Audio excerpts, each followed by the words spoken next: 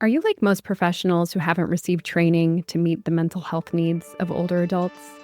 Well, this podcast is for you. Welcome to the Psychology of Aging podcast. I'm Dr. Regina Kepp. I'm a geropsychologist and founder of the Center for Mental Health and Aging.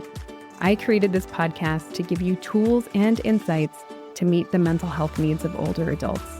This is after 20 years of working with older adults in some of the largest healthcare systems in the United States. Each week, I share evidence-based tools that you can use with your clients starting today. And if you find the resources here helpful, check out our online continuing education courses at mentalhealthandaging.com.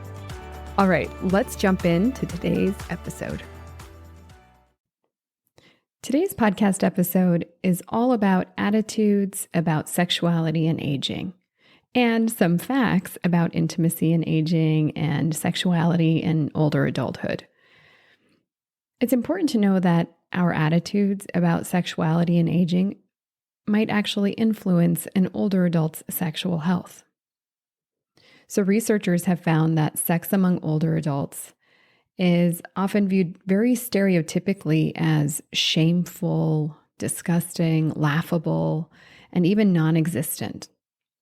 And of course, these views are wrong and can lead to internalized stigma and increased sexual problems for older adults.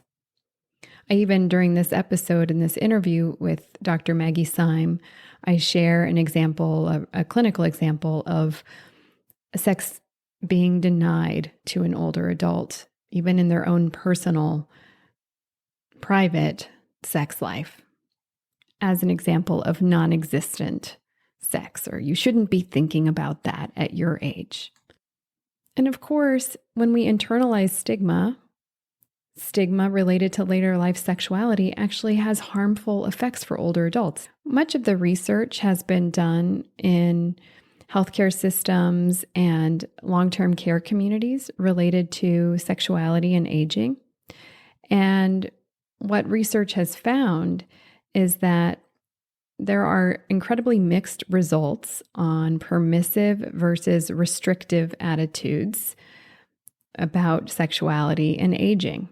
Current research and healthcare policies also suggest that aging stigma, specifically related to sexual expression, is present within healthcare institutions where aging sexual concerns are often underreported, ignored, and left untreated. And that gives us some information about what is valued among staff as it relates to older adults. So, are older adults actually having sex? In a recent survey of more than 1,000 adults between 65 and 80 years old, and this was published in 2021, and today's guest and I talk about this, this survey found that close to 51% of men and close to 31% of women report being sexually active. In this same survey, when it came to discussing sexual health with healthcare providers, only 17.3% of adults 65 to 80 reported speaking to their healthcare provider about sexual health in the past 2 years. And of those, the vast majority, like close to 61%, initiated that conversation. Okay, so now researchers, and one of those researchers is today's guest, conducted a community sample of older adults to see, so do older adults in the community, not staff, not healthcare providers, just general older adults living in the community, what sort of sexual stigma beliefs do they hold? And what researchers found, one of those researchers, like I said, being today's guest, found that beliefs that stigmatize sexuality and aging might not be as prevalent in the general population of older adults as it is in healthcare systems and in long-term care communities. And that's an interesting phenomenon. Researchers are attributing this to baby boomers moving into older adulthood and replacing previous generations. And of course, baby boomers bringing a more sexually liberal belief system that places higher importance on sexual well-being. And of course, that's a broad generalization about a cohort, right? But we know with the hippie movement, I was a child of the hippie movement. My middle name is Moon. I was born in Switzerland in the Alps to American parents. It was an interesting time. There was a lot more sexual liberation. Okay, now let me tell you about today's guest and what we're going to talk about today. So today's guest is Dr. Maggie Syme. She's currently a project director at Hebrew Senior Life Marcus Institute for Aging. Her research is focused on sexual health and wellness in later life, and specifically on issues related to sexual consent and ageism. Prior to her current project director role, Dr. Syme was an associate professor and associate director of research at Kansas State University Center on Aging. Today, Dr. Syme and I talk about what it means to be a sexual citizen, attitudes about sexuality and aging, current research on intimacy and aging, benefits. We talk about the benefits of sexuality and intimacy in older adulthood. We talk about my favorite topic, which is dementia and sexual expression, and what sexual liberation looks like for older adults. All right, let's jump into this interview with Dr. Maggie Syme. Can you share a little bit about where you come from and where you're at now? Absolutely. So I am a farmer's daughter. I grew up in the ruralest of rural Montanas that you can get in the corner up by Canada and North Dakota. I think there's less than 2,000 people in the town that was 7 miles away right now. I graduated one of 6 from a private high school in the area. So humble beginnings, maybe, but it makes a lot of sense to me when I think about my journey to Jarrow, because that's who our people were, right? Like I spent most of my younger life in the spaces of older adults at my grandmother's house. It was a gathering place for the community. She had coffee ladies who would come over probably at least once a week, if not just drop in periodically. And, our community events were centered around the older generation. There was just a sense of comfort, ease, and really simpatico way of communicating for me and older adults. And I think it goes all the way back to that. So for 18 years, I lived in small town Montana, and then moved to Spokane, Washington for college. And from there, just got bigger and bigger, LA, San Diego, Boston. I mean, I did spend some time back in small town America in Kansas for sure, Rock Chalk, and landed back here in Boston after I was in fellowship here, really just chasing the aging world. I mean, there are a few spaces in, I think, the US where aging is kind of the place to be. And Boston was one of them for me. So that's really where I ended back up. And I'm really happy to be here because if you want, it's like a candy store for aging professionals. If you want to work at, Fenway Health and get into LGBT older adult work, community clinics, or if you want Harvard, and it's just all levels. So tell us about your current position, because you said you were a project. Yeah, tell us a little bit about being in Boston in your current position. Yeah, so I'm a project director right now at the Marcus Aging Institute in Hebrew Senior Life. I was shortly before this an associate professor and decided that wasn't the life for me in work. I think who I am professionally is part researcher, but bigger part advocate.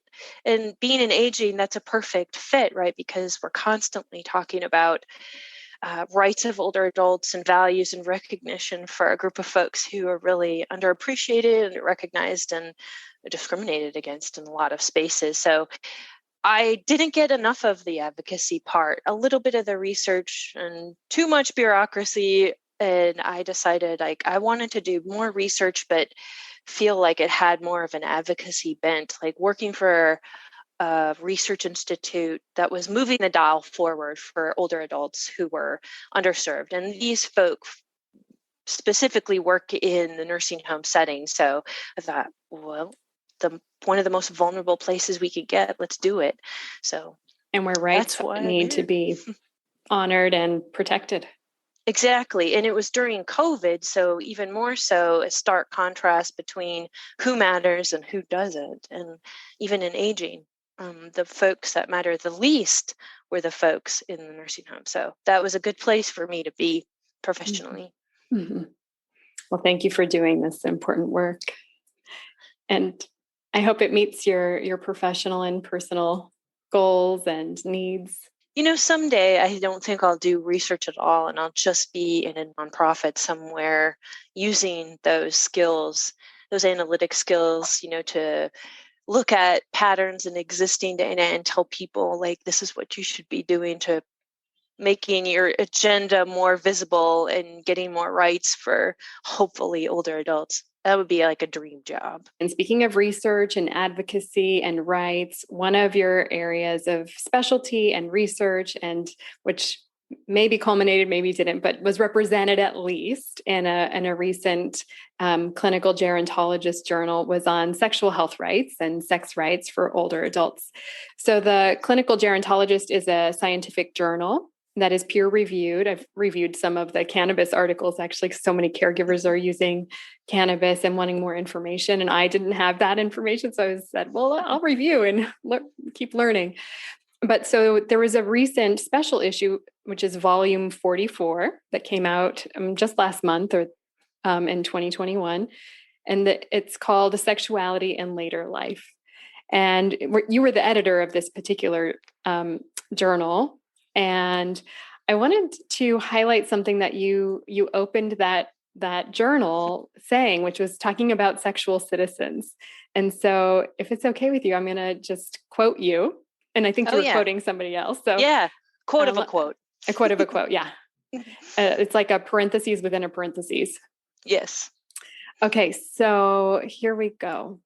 And it was one of the first times I had, and maybe I just have skipped by it before, but the term sexual citizen, and I really enjoy it, and I wanted just to share it with everybody.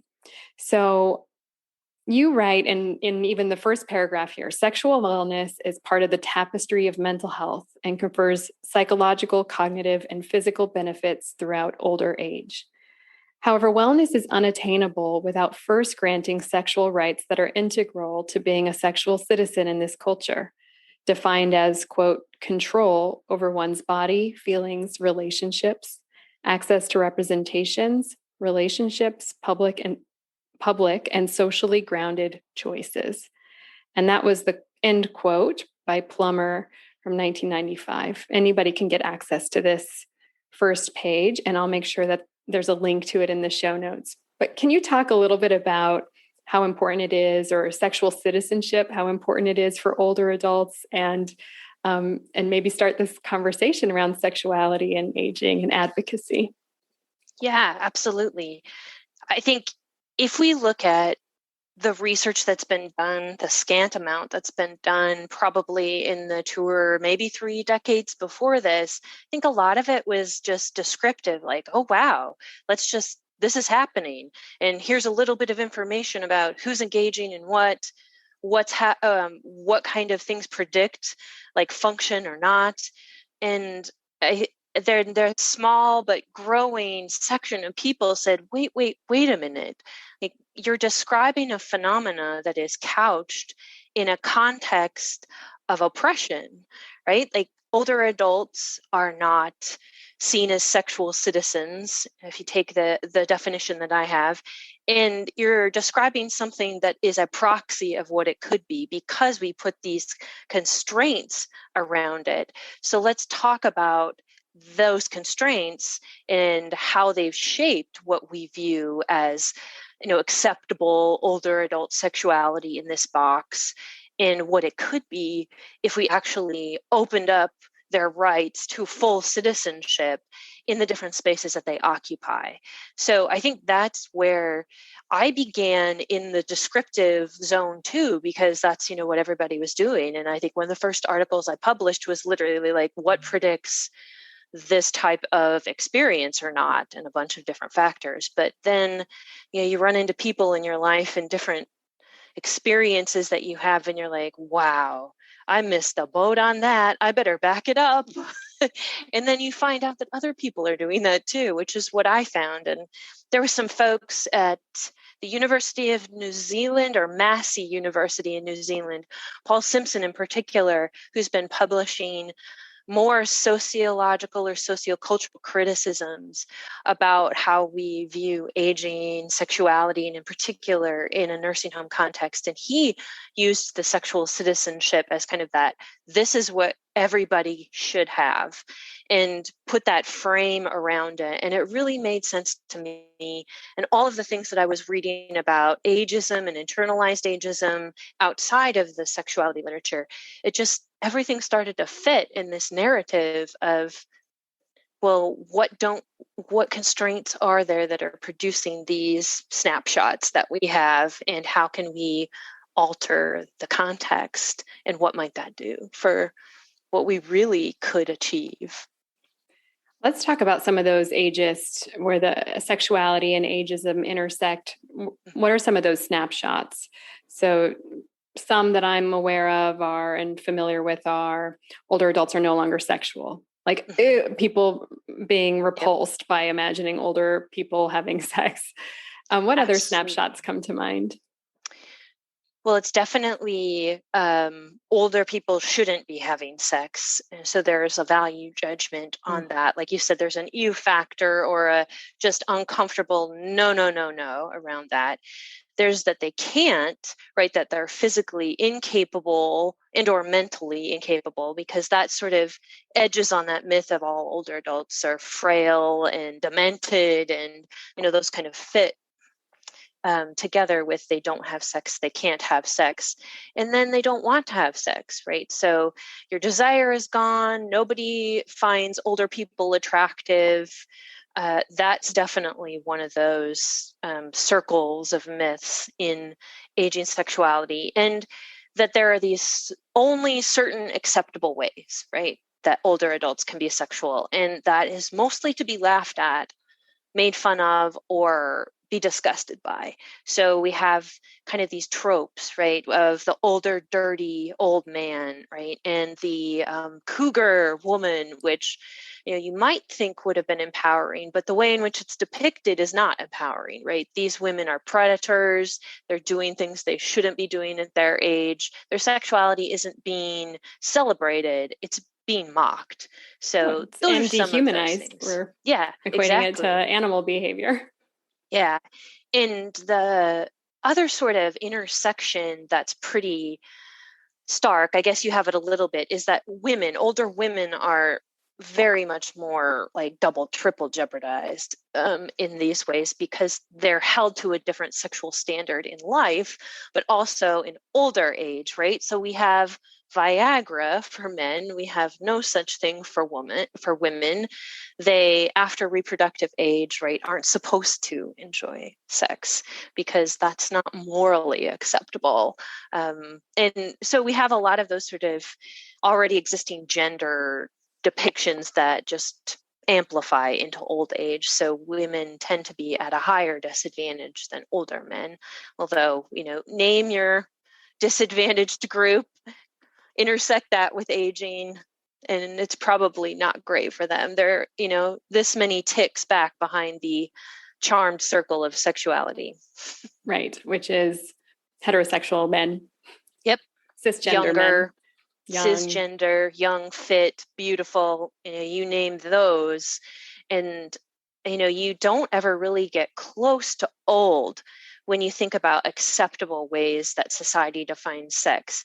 There are acceptable ways for women to have sex. There are acceptable ways for men to have sex. Most of the time, it's as you defined in those spaces of heteronormative, cis normative, age, young normative, and beauty norms. And often, getting a little less so, but it used to be marriage, right?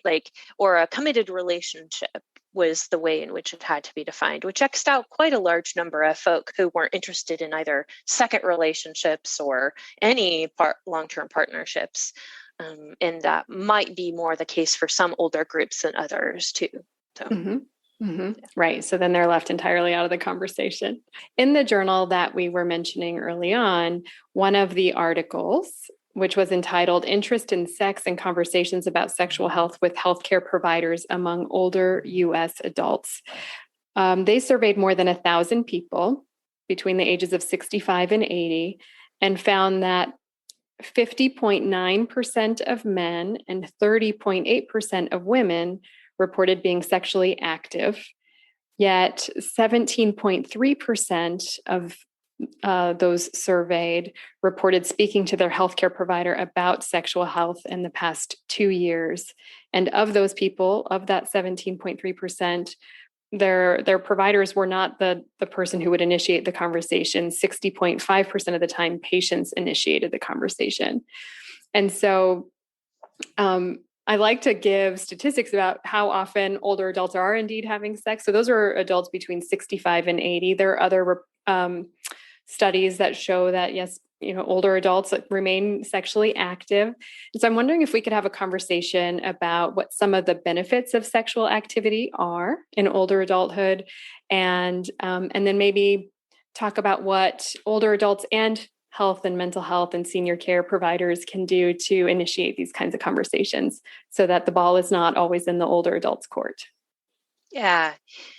Well, you're right. It's a worthwhile conversation, right? Because we're hoping that we encourage and empower a group of folk who have benefits there on the table to take them up, right? And some of those benefits are social connection and a particular way in which you can connect socially, which has been found to be different than just friendship. There are additional benefits that social connection of sexuality or sexual intimacy has, even on longevity, right? So we know that the more socially connected you are, the longer you live. And there are probably a million different pathways in which that mechanism happens, but I wouldn't doubt that some of them are biological. So there are a lot of protective factors among that can be captured by having these sexual intimate relationships with other folk. Also, there are some tangible physical benefits. There have been studies that have shown that even pain sensitivity decreases the more frequently someone engages in what I would consider healthy sexual experiences, which are chosen, reciprocated experiences that are wanted and beneficial, mutually beneficial. There are also mental health benefits. So there have been studies shown that your well-being or your positive mental health qualities increase, your quality of life, self-reported quality of life can increase. Certainly your relationship quality with whomever you have a sexual relationship with can be enhanced by that intimate connection. So, and there are a lot more. I mean, there's some really interesting studies about even the potential for cognitive reserve and cognitive sort of, I don't know if I wouldn't say it's growth, but protection against cognitive deficits that you can have from a longer term, both intimate and physically intimate relationship. Again, exact mechanisms not known yet, but we do know that folks who don't do those things tend not to have these benefits at the highest level that folks who do have these sexual experiences still do. Yeah, it was an article from another gerontology journal, maybe a year and a half or 2 years ago, reported that people who were sexually active also scored better on cognitive screeners. Yeah. And I was, the healthier our heart is, the healthier our brain Absolutely. is. Generally, there's so much correlation. If you're physically able to have intercourse and engage in a physical sexuality, that, might be healthy for your heart. And then that also is healthy for your brain. Exactly. What are your thoughts about that? Well, I would say absolutely. I think that there are so many ways in which sex is like a cacophony of experiences for your body and mind, right? It's not just increased blood flow, which could help with all kinds of different cardiovascular conditions, which has also been found, right, to increase your cardiovascular health or be associated with increased cardiovascular health.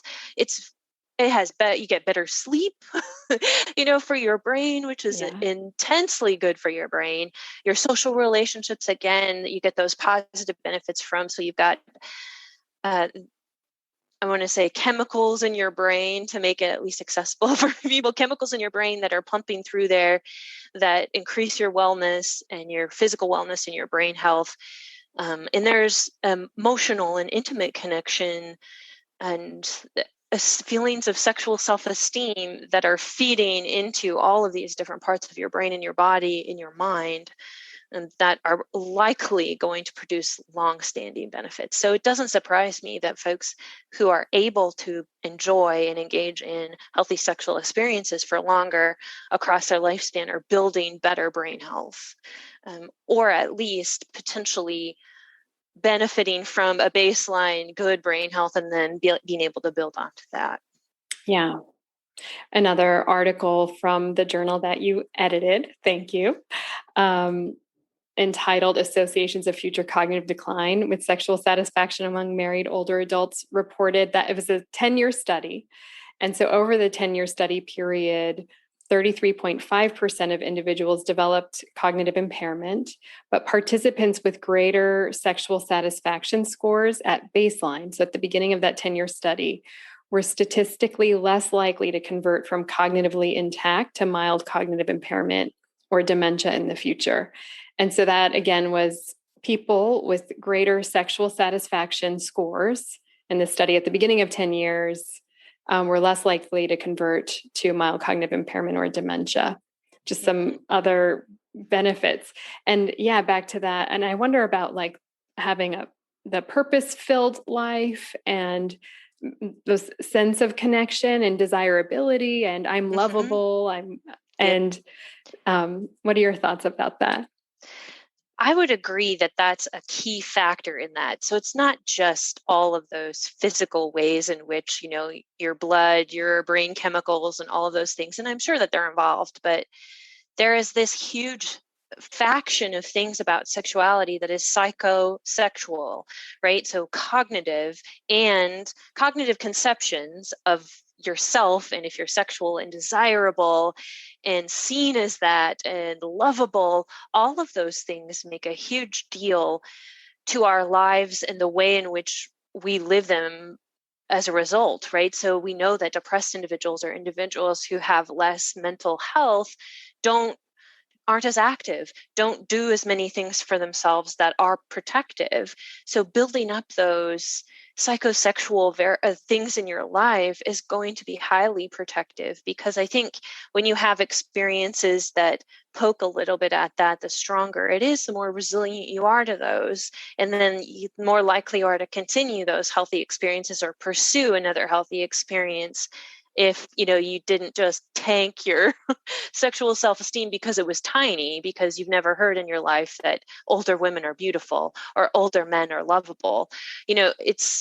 I think that you have to build those things up. You have to build those muscles in your life to keep them going, because you're going to get an onslaught of you don't belong here. This isn't an experience for you coming out from society. So the stronger intra-individual things that we can build up, the better off we're going to be for sustaining sexual health across a lifespan. Yeah. And even, getting those messages from society, including young people in society. I worked with a family once where I was embedded in a primary care clinic, so I only saw this family once. An older man had come to live with his adult daughter, and from another state. And I was meeting with him one-on-one. He was telling me he was lonely, and I inquired about his sexual satisfaction. I think that was relevant to what we were talking about. And he said that he would like some magazines or something to help with his own personal sex life. And I asked if he would like for me to help him have a conversation with his daughter about that. He didn't drive. He didn't have access. This was a new community for him. He said, yes, please. Would you? And I asked, would you like to be there in that conversation? Would you like me to talk with her privately? How would you like that to go? He wanted me to talk with her privately. I presented it to her. She refused. And I asked him, I went back and shared with him the results. They had different levels of religiosity and values in that regard. And I shared with him, can I help you brainstorm other ways to get access to this material? And he, I think, was defeated and said no. I asked, would you like to come back and see me? No. And then I never saw the family again. And I just think, there are so many transitions in his life to move from one state to another, to move from independent living to living with an adult child. And then now from moving from a sexual being to this is no longer an option for you, or we don't value it anymore. And just the sort of litany of losses and transitions for him. And then I didn't know what came of it. My hope is that somehow it worked out for him, but at times I'm cynical, so I don't know that it did. But that was my wish anyway, that he would find a way. Have you encountered other situations like that? Yeah, not as much personally, clinically, as I have through stories of folks that I've worked with in different caretakers, actually, in care homes who've, bless their hearts, been very proactive and wanted to do what they could, but came up against kind of the machine, right? The system, who either said no, or you run into very paternalistic folks who want their wishes to be their parents' wishes or their residents' wishes, depending on the setting you're in. And it is very frustrating because it's another one of those experiences where we've stripped rights or failed to give sexual citizenship to people. And in an age-liberated world, it wouldn't be the case, right? Because people wouldn't have conceptions about those things, But also, I think part of it has to be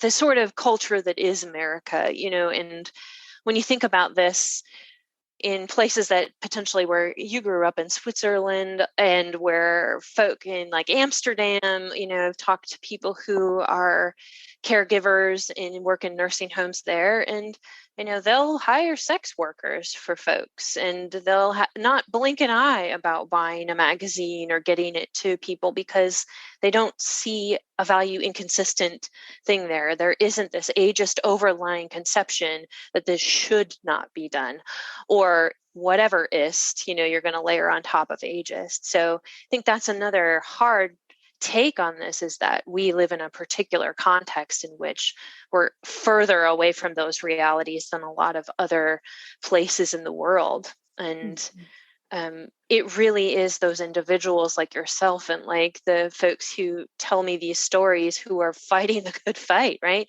Trying to find ways to empower folks and have them live out their values versus live someone else's value system. Yeah. I know before the call, we were also talking about sexual expression in the context of dementia. And with that, in the context of diminished capacity, because as the illness course of dementia progresses, people often will lose capacity to make certain decisions about their lives and maintain other access to other decision making. And often sexual decision making can maintain even after we lose capacity to drive or lose capacity to manage our finances or vote. And so we can and so I know you and I both have a real shared passion in that topic of sexual expression in the context of diminished capacity, even dementia. And this is where I think ageism and ableism also really intersect. But some research shows that adult children tend to be less encouraging or affirming of their parent with dementia engaging in a sexual relationship than a spouse, even. And I think that's just a kind of another example of that paternalistic sort of point of view and removing some of the citizenship from the person. It's a difficult place to be navigating a nursing home and rights. And we know that they're extremely highly regulated organizations and often get dinged for things that I would have told them to do in terms of prizing people's sexual citizenship or social or intimate citizenship. And I know that that's a difficult place to be. And I have a lot of respect for folks who go into that and try to live the person-centered care life with their residents. And sex is a really sticky issue in a lot of nursing homes. But I think it's partially, as you said, the way we think about it. It's not, can you have sex or can you not have sex? That coincides with, can you make decisions versus can you not make decisions? I think what I'm trying to help people understand is that you can answer those questions differently for everybody. And there is always some level of intimacy in which the risk is low enough to be able to let someone engage. So maybe they have diminished capacity, as you mentioned. And like you said, I mean, I don't think that it's the same level of decision to say, I'd like to take away my life-saving medications versus I'd like to kiss that guy. I mean, those are different decisions with different timings and very premeditated on one end and not at all and in the moment on one. So how can we say that the same exact capacities rule over those types of decisions? It would be like, well, I guess they can't decide what they want to eat either, even though they're sitting in front of the hamburgers. So we need to think about this in a little more malleable sense. If they're losing cognitive capabilities that maybe keep them from making the highest level of risk decisions, the things that probably should be slightly more premeditated, like, should I have unprotected sex with him because I think we've talked about our sexual history and we're both have tests and we're clean? Okay, that's something that might happen in the real world. That's risky, but people reason through it. But oftentimes we're just talking about things like holding hands or seeking out intimate contact. And I don't think that requires the same capabilities. So if you're found to not have these capabilities, fine. But what can you do on the spectrum that's low enough in risk in terms of expression that fulfills the need to connect and to be intimate with someone, maybe yourself, but it's at low enough risk? And that's what we're about here, is the most you can do at the most manageable level of risk. I always say there is no risk situation. I know that a nursing home doesn't want to hear that because they want there to be a no risk situation. There's a risk in getting out of bed. There's a risk in picking up a fork. There's a risk in getting into the assisted bath. There are no risk situations. So why are you holding sex to this standard? Or intimacy? There is a more nuanced way to think about this. And these two ideas of, can they engage in this, or what can they engage in, and what kind of capacity do they have cognitively, are, affect each other, but they're not like this, which most people want. And I think there is no black and white either, yes or no. It's, okay, well, they can't maybe make this complex of a decision, but they could make this complex of a decision. So in that level of expression, where might the risk be most manageable that they are seeking out in expression? And that's a harder question to answer, right? It takes a team. It takes loads of observation. It takes nuance. It isn't as easy as, nope, move him to the other wing, right, so that those two can't get together. That's an easier decision, but it's not a resident-centered decision. It is not affording people sexual citizenship. It is revoking sexual citizenship, which most nursing homes tend to do by default.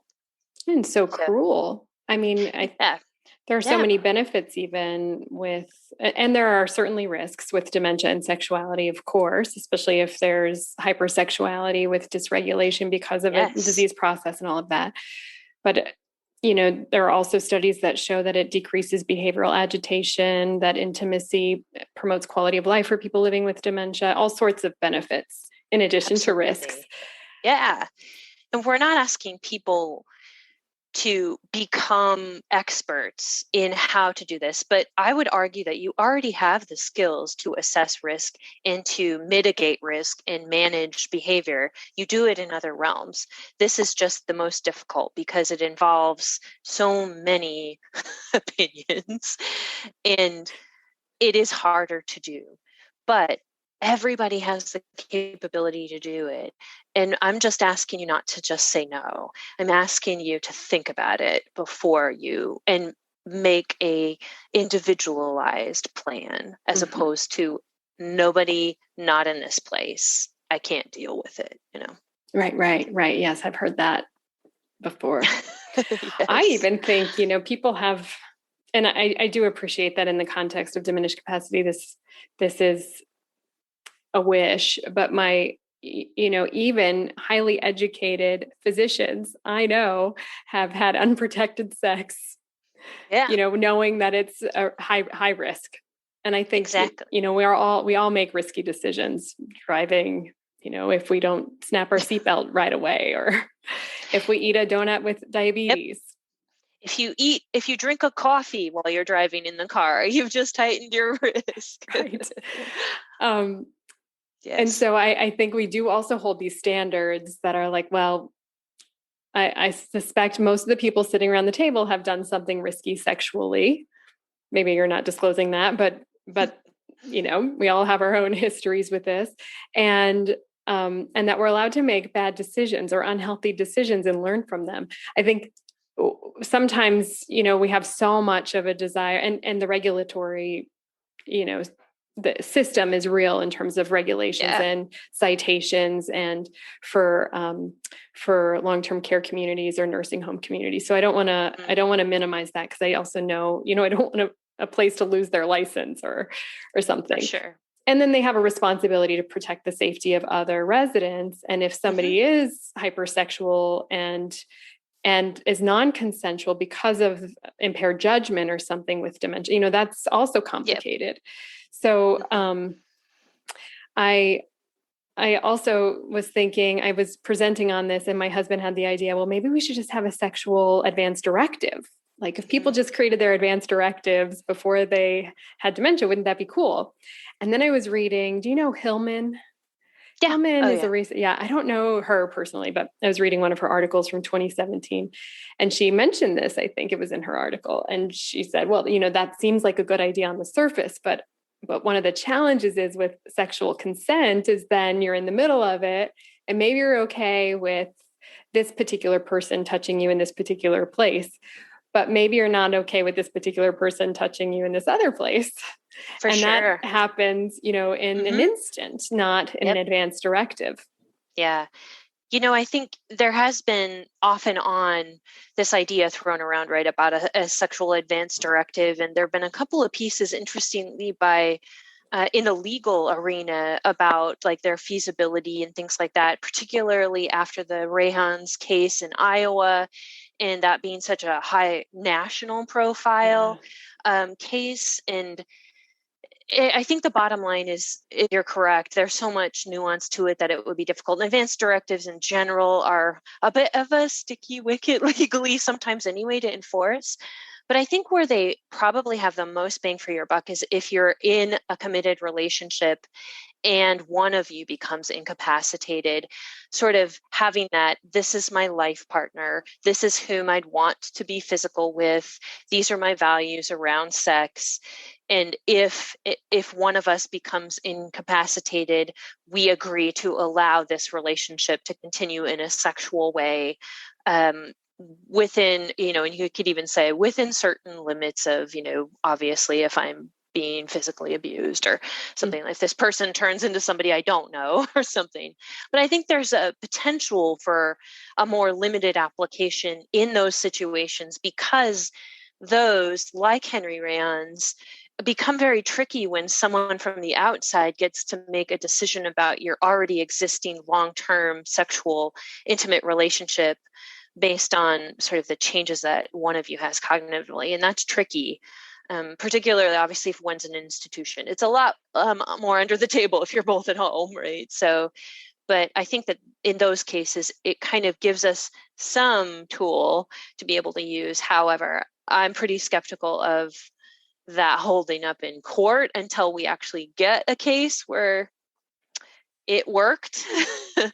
But it doesn't mean it stops you. Like did a presentation once to a group of faculty in a psych department about my research on this, and one of them actually contacted me afterwards and said, my wife and I are redoing our wills and I'm interested in putting something like this. We're interested. It wasn't like he was saying, I want this. And he did. They changed their will to have some language around that if one of them became incapacitated and was living outside the home. And I thought, well, good for you. Try it. Do it. I mean, what can it hurt? Right. Hopefully people will take that as substituted judgment, and say, yes, that's, what they intended. And just for some background information, the Rayhons case was in Iowa or Idaho. I get those states confused. It was in Iowa. Sorry, Iowans and Idahoans. So in Iowa, he was a state legislator or something, and his wife had dementia, moved to a long-term care, memory care community. They remained intimate. Her adult children were opposed to this, were thinking that he was sexually assaulting her, charged him with rape. The adult children became her legal guardians, then charged him with rape, and he was tried and found not guilty. Yes. And so it's this sexual expression in the context of diminished capacity and dementia. So that's the case. It was all over the New York Times a few years ago. I'll link to it in the show notes of the episode if people want to learn more. It's an important case, and in my opinion, tragic for both Henry Rayhons and the wife, who was separated from him and I think died while they were separated because of the adult children. I think painful indeed. And one of my wishes is for all long-term care communities, assisted living communities, memory care communities have a sex health policy, kind of like Hebrew Home Life has. In Riverside, New York or something, they have a sex health policy.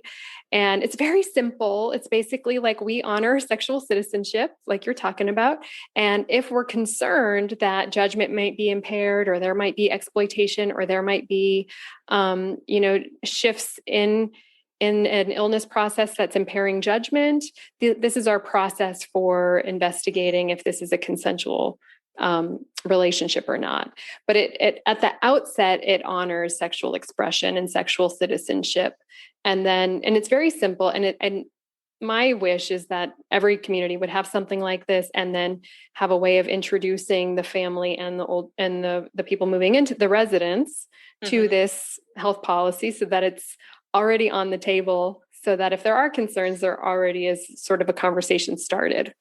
Yeah, I think that that's got to be the way to go, is to preemptively talk about these issues with someone coming in, whether it's a spouse or partner who's bringing their spouse or partner to the table, or adult children, etc., bringing in a family member, is to just say, oh, and among these other policies that we have, here's our policy around sexual expression, and it's written here. Let me give you a brief explanation.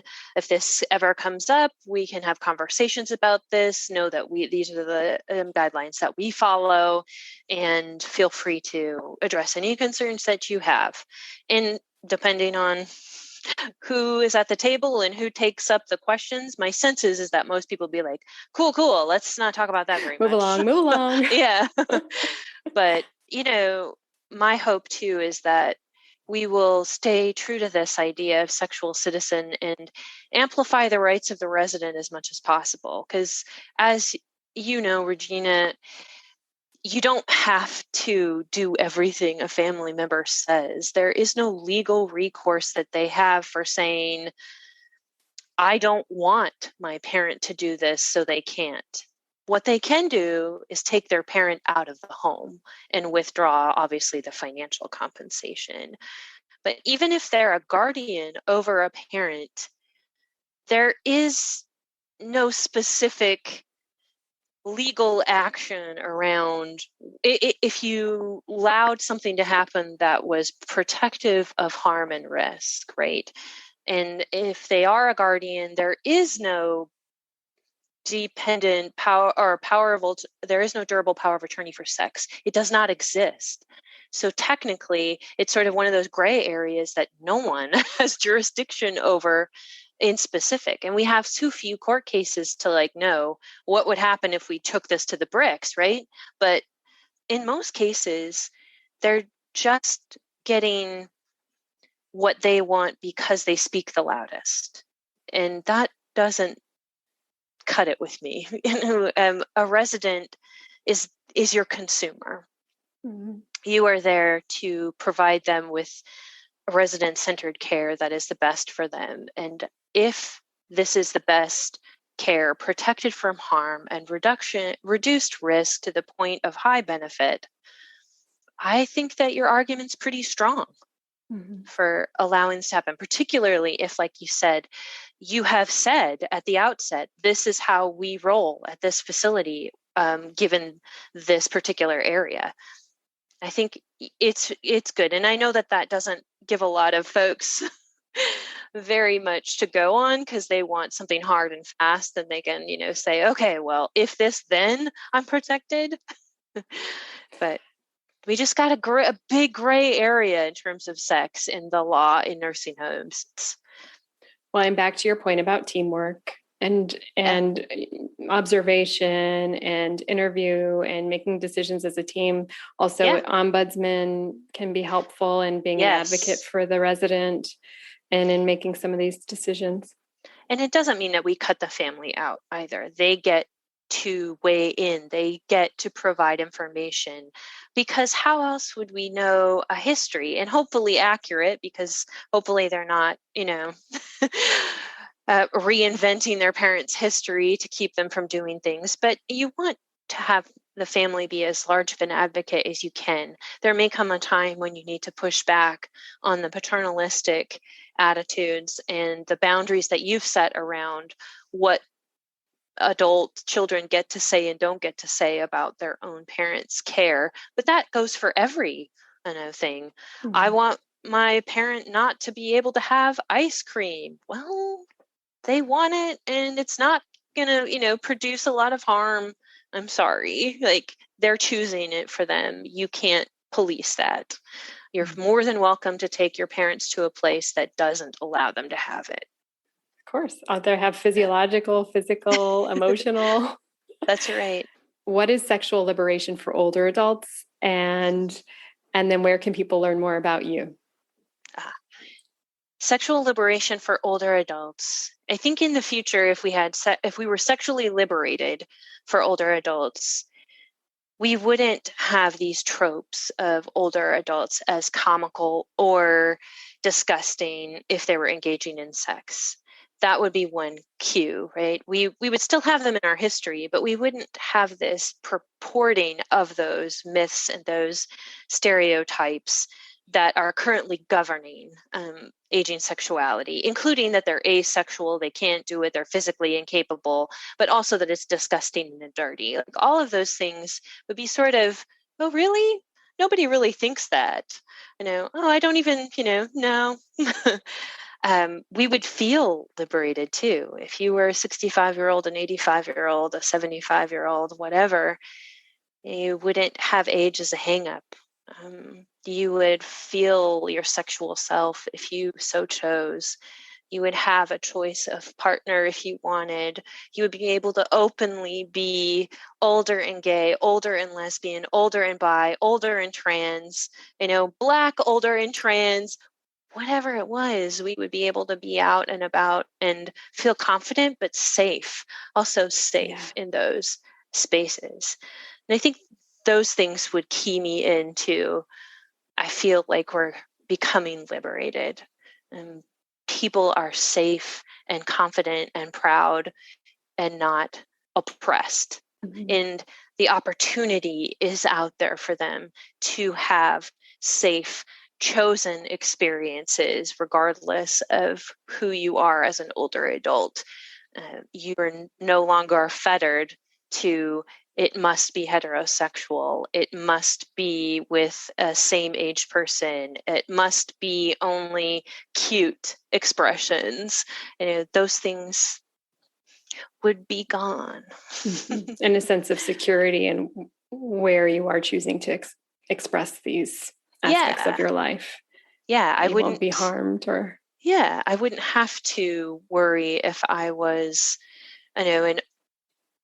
potentially like an older trans woman or an older trans man, of going into spaces and expressing that with my partner and being either at least denigrated, but at most harmed physically because of my expressions. There would be a sense that I feel confident in the spaces I'm in of being who I am and expressing it the way I feel is authentic for me. You can feel free to contact me at my personal email at maggie.29@gmail.com, and I'll be the most likely to respond from that one. So please do ask questions, give comments. I like this stuff. So, it's my all-time favorite. Well, thank you so much for sharing your perspective on sexual citizenship and sexual liberation with us. And here is to a more empowered and less oppressed, more authentic life for all of us. That's right.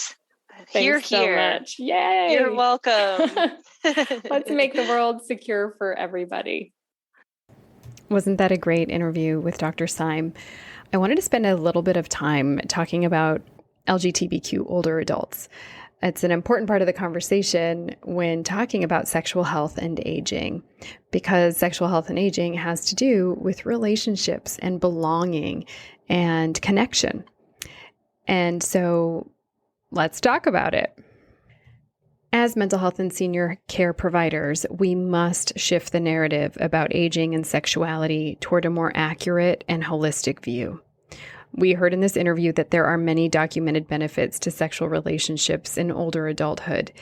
And align with how holding an accurate and holistic view, we cannot assume that our older clients are straight or gender majority. The intersection we know of discrimination experienced by older LGBTQ adults and ageism is profound. In fact, many studies show that older LGBTQ folks fear having to recloset themselves when moving into long-term care, and many actually do recloset themselves. So when the time comes to move into long-term care, many actually do choose to hide their sexual orientation for safety and for belonging. And that is heartbreaking, honestly. And then when we talk about transgender, gender nonconforming, or gender minority folks, the experience of transgender older adults is even more dire. There are studies showing that many older transgender folks prefer death by suicide over moving into a long-term care. We have to do better. Even in my own clinical practice, in the span of 6 weeks, 2 older adults married to spouses of the opposite sex, each of whom I'd been working with in individual therapy to manage depression and anxiety, revealed to me that they'd been in same-sex relationships earlier in their lives. And while they loved their spouses, they feared that their lives would end without experiencing that deeper kind of love ever again. So, of course, we spent many sessions processing the suffering that LGBTQ phobia had caused them, grieving missed opportunities in their lives, and creating a space where they could be seen and valued for who they are. As therapists, as mental health providers, as senior care providers, it is on us to repair some of the damage that's been done to LGBTQ folks who have been excluded from communities historically, and even now when we think about long-term care communities or even senior living communities that are 50 and older. That there are still not protections in place in many states in the United States related to housing discrimination. We have to be mindful about some of the concerns that disproportionately impact LGBTQ older adults, and especially as it relates to relationships and love and belonging. We as mental health providers can do something, and I hope that this podcast inspires you to do something. Speaking of doing something, I have a handout for you if you're interested. You can go to www.mentalhealthandaging.com/sex to get a sexual health assessment. It's like a sexual health assessment toolkit that you can download. It's free. www.mentalhealthandaging.com/sex, and you'll get a sexual health assessment toolkit straight to your email. It will give you some guidance on how to conduct a sexual health assessment with older adults, and especially in the context of long-term care. All right. And while you're at www.mentalhealthandaging.com, don't forget to sign up to get your continuing education credits. I'll see you next week. Bye for now. Calling all mental health providers. Have you been feeling ineffective, stuck, or unsure of how to best help your client with memory loss? Well, it's not your fault. Most therapists haven't had any training in addressing memory loss or cognitive changes in therapy. But I got something for you. In my free 10-minute video where I walk you through 5 steps for helping your clients presenting with memory loss, you'll learn the difference between memory loss and mental health concerns for older adults and how to help. Get this free training and a bonus workbook that you can start using in your clinic today. Simply go to www.mentalhealthandaging.com/clarity to learn more. That's www.mentalhealthandaging.com/clarity. CLARITY.